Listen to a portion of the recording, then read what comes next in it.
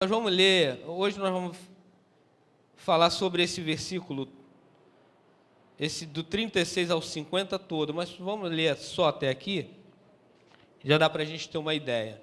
Conhecemos essa história da mulher que tem uma atitude extraordinária e de ousadia. No verso 36, diz a palavra de Deus que quem convidou Jesus para jantar na sua casa foi o fariseu. Algumas pessoas contam que é bem provável de Cristo ter pregado na sinagoga, e eles tinham esse hábito. Qual hábito, diácono? De convidar o pregador da sinagoga de jantar na casa de um mestre daqueles. Fica a dica, de convidar o pregador para jantar. Quem tem entendimento, entenda. Mas vamos lá. Então, eles tinham esse hábito, faziam isso. E era uma honra ter o pregador lá para jantar com ele. Quem convidou? O fariseu. O que era um fariseu? O fariseu, amado, eram os camaradas que eram muito estudiosos da Torá. O Antigo Testamento, eles eram fera. Eram uns camaradas muito estudiosos e zelosos com a lei. Falava de Antigo Testamento, eles sabiam de cor e salteado. Eram muito estudiosos. Eram presos às tradições do Antigo Testamento. Assim eram os fariseus. Pra você ter uma ideia, eram os camaradas que eram responsáveis, e saía deles o sinédrio, quando a vinda do Messias, entenda isso, é muito interessante, a vinda do Messias tinha que ser precedido de alguns milagres. Eu já comentei isso aqui algumas vezes, com certeza os pastores também. Alguns milagres específicos. E um desses milagres específicos do Messias era curar um cego de nascença. E tem explicação por quê, estude, que é muito gostoso isso, você entender isso. E aí, em João, capítulo 9, conta a história de um homem que era cego de nascença, Cristo cura. Engraçado que esse cego de nascença, Cristo, fala para ele assim: ó, camarada, vai lá e se lava no tanque de Siloé. Se você estudar um pouco de geografia, tinha muitos tanques ali por perto, mas Cristo manda ele lá para o tanque de Siloé. Tinha até uma subida meia íngreme para ele chegar até esse canto, até esse tanque de Siloé. Por que Cristo manda ele ao tanque de Siloé? Porque naquela época eles tinham um cerimonial de lavar os degraus do templo, e os sacerdotes, que eram fariseus, pegavam água nesse tanque. Aquele moço era muito conhecido por ser cego de nascença. Olha só. Quando eles avistam, não é o cego de nascença que está enxergando, que ele limpa? Imagina, o camarada nasceu cego. Quando lava o rosto, está enxergando. Como foi a alegria dele? Aí aquilo alvoroçou. Isso está em João, capítulo 9. Depois você olha lá. Aí alvoroçou a cidade, o pessoal: você não era o cego de nascença? Ele: eu era, mas o camarada mandou vir me lavar, cuspiu no barro, fez lama, e mandou que eu viesse me lavar no tanque de Siloé. Ele o quê? Levaram aos fariseus. Olha só. Os fariseus vão pesquisar, era tipo CSI. Quem foi que te curou? Quem foi que não sei o quê? Quem que fez isso? Eles estavam tão presos às tradições, estavam tão presos à letra, que quando Cristo se manifestou como Messias, e eles sabiam dessa manifestação, eles não deram crédito. Não adiantou nada ter todo o conhecimento bíblico, não adiantou nada ter toda uma teologia, não adiantou nada. Era conhecimento de letra. Esse camarada, esse fariseu, ele que convida Cristo. Ele convida Cristo, e naquela época, quem chegasse por exemplo, a pessoa chegasse na minha casa, eu tinha que lavar os pés dela para ela ser bem recepcionada. Lavar os pés, ungir a cabeça dela, dar um ósculo santo, que poderia ser no rosto ou na mão. Isso era estar dizendo para ela, você é bem-vinda na minha casa. Mas o camarada não fez isso. Ele convida a Cristo, Cristo senta à mesa, mas aparentemente Cristo não foi bem recebido na casa do fariseu. Até entrar uma mulher, que o fariseu chama de pecadora. Ela não tinha sido convidada. E para a gente se situar melhor, esses jantares, ele tinha minha casa, ela ficava aberta, mas nem todo mundo podia entrar. Eles podiam ficar pela janela olhando o jantar, mas não podia entrar. Aquela mulher, ela poderia ter ficado lá, mas não, ela decidiu entrar. Ela entra e toma essas atitudes. Sendo que a Bíblia conta, no verso 38 e 39, vamos ler lá. Estando por detrás, os seus pés, chorando, começou a regar-lhes os pés com lágrimas, e enxugava-lhes com os cabelos de sua cabeça, e beijava-lhe os pés, e ungia-lhes com unguento. Quando isso viu o fariseu que tinha convidado, falava consigo, dizendo, para aí, o fariseu, olhando a atitude daquela mulher de adoração, olhou, se esse cara fosse profeta mesmo, ele saberia que essa mulher aí é uma pecadora. O fariseu, conhecedor da lei, achou um exagero a atitude que aquela mulher tinha diante de Cristo. Aí diz a Bíblia que Jesus, conhecendo o seu coração, conta a parábola, verso 40, vamos ler aí. E respondendo Jesus, disse-lhe, Simão, uma coisa tenho a dizer-te. E ele disse, dize-me, mestre, um certo credor tinha 2 devedores. Um devia-lhe 500 dinheiros e outro 50. E não tendo eles com o que pagar, perdoou-lhes ambos. Dize, pois, qual deles amará mais? O 43. E Simão respondendo, disse, tenho para mim que aquele a quem mais perdoou. Aí Jesus continua, voltando-se para a mulher, disse a Simão, vê esta mulher? Para aí. Ele conta a parábola, entenda isso, para fazer o entendimento, trazer o entendimento para Simão. O camarada devia tanto dinheiro, o outro devia menos. Ambos foram perdoados. Quem foi que amou mais? Ele, aquele que tinha dívida maior. Ele, então. Agora você vê essa mulher? Essa mulher era que me devia mais. Ele está atentando. Olha que coisa interessante. Cristo, ele atenta para a forma que aquela mulher o adora. Mesmo ela não sendo convidada para o jantar. Ela tinha decisão, ficar do lado de fora, mas ela resolveu ousar. E se a gente pegar um pouco da história do que era considerado uma mulher, chegar perto de um mestre, era algo muito, muito difícil de fazer. A mulher não poderia chegar, a mulher não poderia se assentar nem aos pés de um mestre para aprender, porque só quem poderia aprender eram os homens. E aquela mulher toma aquela atitude e atrai a atenção de Cristo. E Cristo faz algo muito interessante também.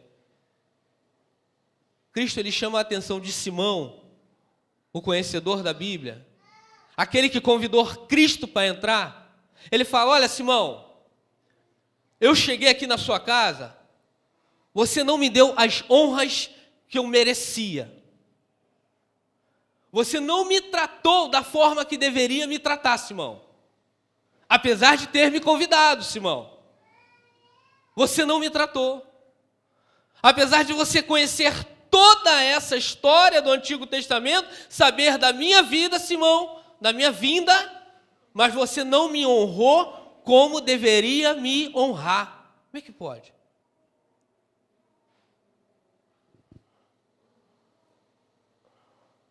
Jesus, ele compara o relacionamento que Simão teve com Cristo, mesmo convidando ele para entrar, e o relacionamento que a mulher tinha. Ele faz essa comparação. A forma, entenda isso, como eu trato Cristo, atrai a atenção dele. E como é que pode um Deus, amado, um Todo-Poderoso, se faz carne e atentar para a adoração de uma pessoa? Mas Cristo, ele sente isso. Cristo, ele sente quando nós não damos a honra que lhe é devida. Cristo, ele sente. Cristo tinha seus sentimentos, amado. Apesar de conhecermos a Deus, se nós não damos a honra que lhe é devida, ele sente. A Bíblia fala que Jesus, ele cura 10 leprosos. Conhecemos a história? Quantos que voltam para agradecer? E Cristo fala, poxa, não foram 10, cara, que eu curei? E cadê os outros 9? Olha só, o Deus encarnado sentindo a nossa indiferença para com Ele. Em Mateus 21, conta a Bíblia que Jesus, ele passando pelo caminho, ele avista a figueira. Aí ele vai procurar o fruto na figueira. Acha? Não acha o fruto. Porque aquela figueira tinha que dar fruto. Tem um pregador muito antigo, Charles Spurgeon, que ele fala que a pior desgraça dessa figueira foi ter nascido à beira do caminho. Antes ela nascesse perto de um penhasco, nascesse em qualquer outro lugar, menos estivesse ao alcance da vista de Jesus Cristo. Porque quando ele for requerer os frutos, ele pode se decepcionar. Charles Spurgeon, ele fala que é a desgraça da figueira, que foi vista por Cristo, mas não deu o fruto que lhe era devido, não deu a honra que Cristo merecia. E Cristo comparou, olha só, aquela mulher, ela fez isso, fez isso, fez isso. Você não fez, Simão, apesar de ter me convidado, apesar de me conhecer, me reconhecer como mestre, mas não me deu a honra que eu deveria receber.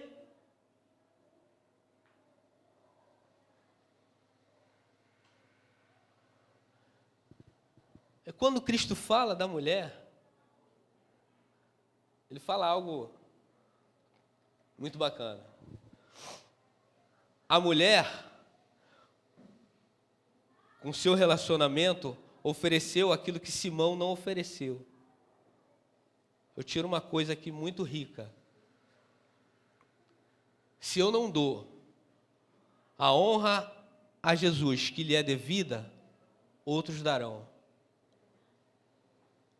Apesar de eu convidá-lo para vir à minha casa, para jantar comigo, porque eu posso muito bem jantar e não ter relacionamento algum com a pessoa que está do outro lado da mesa, ainda mais numa era de hoje de WhatsApp. Eu posso estar numa sala, está cheio de pessoas e cada um na sua individualidade, um não olhando para a cara do outro. Eu posso. Nos dias de hoje, posso. Eu posso estar perto da pessoa e não ser próximo. Eu posso. É isso que Cristo está requerendo. Agora entenda bem, queridos. Se eu não der, ele não fica sem receber. Se você não der, ele não fica sem receber. Certa feita, Jesus entra na cidade de Jerusalém, a chamada entrada triunfal, e começa aquele alvoroço, o povo tudo contente, glorificando a Deus. Uns dos fariseus falam assim: mestre, fala para esses seus discípulos se calarem. Cristo falou: olha, se eles não falarem, se eles não clamarem, as pedras clamarão.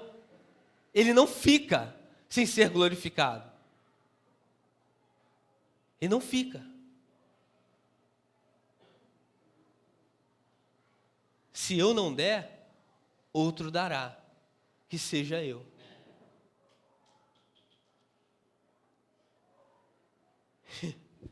E aquela mulher, o certo de lavar era com águas. Só que aquela mulher, ela lava com unguento. Derrama unguento em Cristo. Em João, quando cita essa história, tem um que dá até um valor para que esse exagero. Poderia vender por uns 300 dinheiro. E esse era Judas. E desse dinheiro dá aos pobres. Jesus, o que é meu. Os pobres vocês vão sempre ter com vocês. Cuide deles outro dia. Mas a hora que for consagrada a mim, eu quero para mim. Está entendendo isso? Ele quer.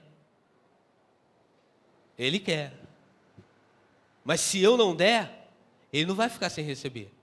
Então é melhor que eu dê. Amém? Então ela derrama o unguento e lava os pés de Jesus, não com água, mas com lágrima. Ela seca os pés de Jesus, não com toalha, mas com cabelo. Essas três coisas, o unguento, a lágrima, o cabelo, e ela ainda o beija. Aquele unguento era comparado a 1 ano de trabalho dela. Lágrima, cabelo e beijo é algo pessoal. Água e toalha, qualquer um tem. Agora, chorar, ainda mais hoje, já pensou? Com chapinha? Ah, Jesus.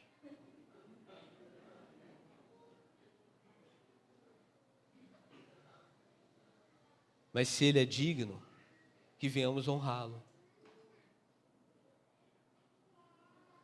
O que me chama a atenção desse Deus encarnado é que quando Ele vê o ser humano perecendo, isso a Bíblia relata, quando Ele olha para Jerusalém, Ele chora, porque não valorizaram a presença dEle. Ele chora. Não porque Ele precisava, mas quem precisava é o povo. Mas os que eram seus não os receberam. Eu posso ter todo o conhecimento do mundo, mas se eu não entregar todo o meu ser para Ele, amado, não adianta de nada. Porque todo o ser foi o que essa mulher fez. Ela chegou e entregou todo o seu ser. A sua lágrima era algo pessoal. O seu cabelo, algo pessoal. Beijar é algo pessoal e íntimo. Ela correu um risco, porque ela poderia ser posta para fora, ser ridicularizada, mas ela não esquentou. Ela queria adorar. Ela queria dar a Ele a honra que Ele merecia. Mesmo Simão, conhecendo tudo, não deu a honra que ele merecia. Mas a mulher, ela foi ousada. Ela foi ousada e entregou para Cristo aquilo que era do seu próprio ser. Entregou para Cristo aquilo que era a sua vida. Outra coisa que eu aprendo, lembra que eu falei que o jantar ele era aberto? Todos poderiam ficar olhando do lado de fora. É como se fosse aqui dentro da igreja. Poderiam ter pessoas lá do lado de fora olhando. Ela vai e entra. Ter acesso a Jesus Cristo. Isso é algo tão interessante, amado.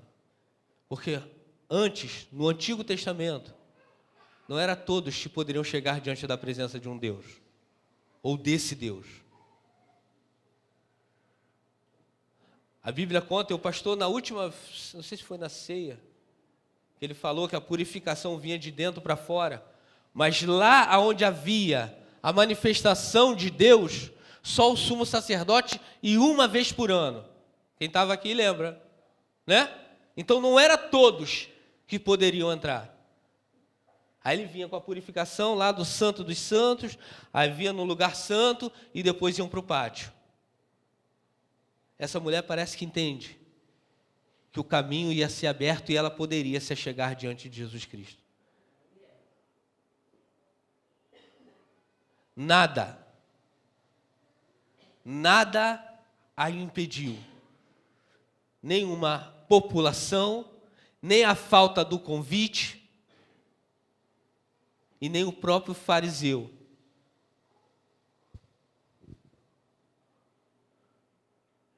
E às vezes, amado, nós, com todo o conhecimento que temos de Deus, sabemos que Ele é vivo, amém? Sabemos que Ele é santo, poderoso, e às vezes o convidamos, até para Ele estar conosco na nossa casa, amém? Mas às vezes também nós não nos relacionamos. Nós até o conhecemos, mas não damos a Ele a honra que lhe é devida. Nós não valorizamos a presença de Cristo Jesus, que está disponível a todo aquele que nele crê. Eu não sei qual era o pecado daquela mulher, mas Cristo não rejeita ela. Ela poderia ficar presa. Ora, não, eu já pequei, eu já fiz isso, e enumerar os seus pecados. Mas ela preferiu correr o risco e chegar diante de Jesus Cristo e honrar, e lhe dar a honra que lhe era devida. Ele espera isso de nós, amado. Ele espera isso de cada um de nós. Mas entenda, ainda que eu não o reconheça, outro reconhecerá. Ainda que eu não faça, outro fará. Ainda que eu não o honre, outro honrará. Que sejamos nós. Que Ele possa encontrar aqui nessa noite, amado, verdadeiros adoradores. E por que Ele fala que existem verdadeiros adoradores? Porque tem adorador que não é verdadeiro. Mas Ele espera encontrar aqui nesse lugar, nessa noite. Ele quer você. Ele te trouxe aqui nessa noite para falar, independente do pecado que você cometeu, eu quero que você me reconheça como Senhor. A gente vive num mundo, amado, que vai de mal a pior. Mas nesse mundo que vai de mal a pior, Ele nos chama para ser sal. E nós já explicamos uma vez isso daqui. O que é ser o sal? A gente pega o sal na carne e bota o sal na carne para transformar a carne em sal? Hã? Não. É para dar sabor. É para trazer algo agradável. Porque comida sem sal é insuportável. E Ele nos chama para sermos o sal. E essa capacidade vem dEle. Mas eu posso escolher ser um pleno Simão ou ser conforme aquela pecadora.